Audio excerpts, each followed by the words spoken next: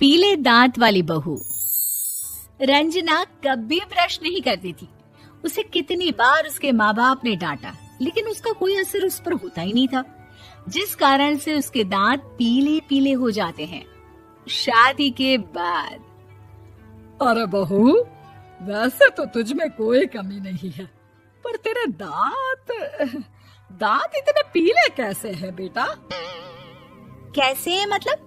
कोई सर्जरी थोड़ी ना कराई है। वो तो क्या नाम, मैं ब्रश नहीं करती थी तो पीले हो गए।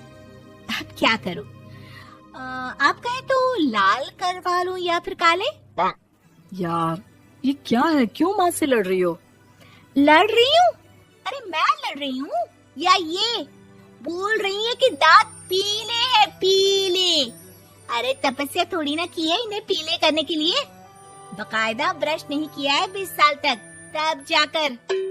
छी, कैसी बात कर रही हो? ये उस वक्त तो पीले नहीं थे जब हम लोग तुम्हें देखने आए थे। अरे तब साफ करवा लिया होगा डेंटिस्ट के पास जाकर। अब देखो कैसे पीले पीले लग रहे हैं। रंजना सास की तरफ गुस्से से देखती है। फिर शुरू हो गई पीले पीले पीले। अरे पीले तो तब भी थे जब मेरे हाथ का रसगुल्ला उड़ा उड़ा कर खा रही थी और बोल रही थी, लड़की नहीं गुणों का खजाना दे रहे भाई साहब आप। खैर, अब वो लोग करते भी तो क्या करते, पीले दांत वाली बहू पल्ले पड़ी थी तो झेलना तो था ही।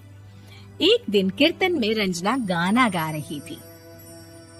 अरे कमला बहन, माँ का द्वार है, यहाँ तो सब शुद्ध होकर आते हैं, फिर अपनी बहू को ब्रश भी नहीं करवाती तुम।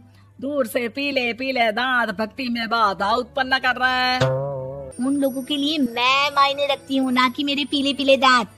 रंजना माँ को बिना बताए उन लोगों को सरप्राइज देती है, लेकिन जैसे ही वो दरवाजे पर पहुँचती है, अंदर देखती है कि घर वाले कहीं जा रहे होते हैं।